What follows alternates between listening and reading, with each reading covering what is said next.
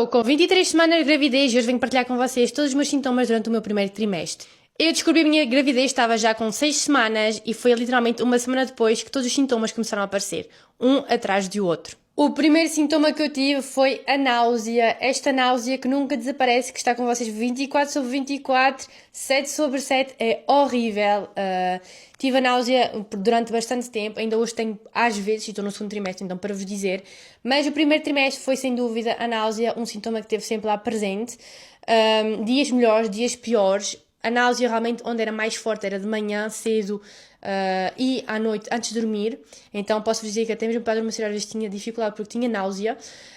Mas a coisa bem louca que ninguém diz é que para ajudar-vos nesta náusea é comer.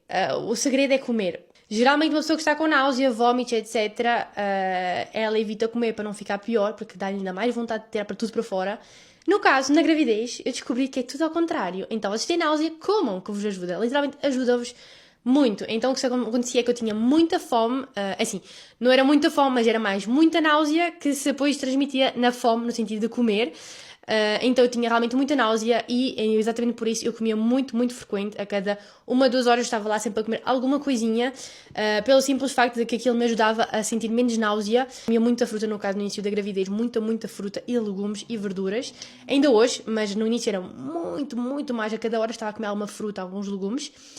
E, sem dúvida alguma, isso aí ajudava muito na náusea. Depois também, o facto de vocês comerem mesmo não tendo vontade para ajudar na náusea, ajudava também a evitar o vómito, porque havia dias que, eram poucos os dias, mas havia dias em que eu acordava mesmo com vómitos, então cheguei a vomitar algumas vezes. Eu posso contar literalmente numa mão quantas vezes eu vomitei durante a gravidez, então foi pouquíssimas vezes, graças a Deus, mas havia dias que era muito mais agressivo, vamos dizer assim, a náusea, e acabava por vomitar o que eu comia. Esse primeiro mês, literalmente, eu era um zombie, era cansaço, sono, eu dormia o dia todo, dormia à noite, muito cansada, não fazia nada e sentia-me super cansada, morta, então realmente o meu corpo estava destruído, mas o mais louco foi que durante essa fase dos três primeiros meses eu tinha muito sono e muito cansaço, mas por vezes acontecia que havia semanas em que eu tinha durante 2-3 dias muitas insónias, em que eu à noite eu não dormia tipo 2-3 horas com dificuldade, acordava em forma, dentro do possível, e primeiro o suficiente. Depois, as vezes que eu dormia, quando eu dormia,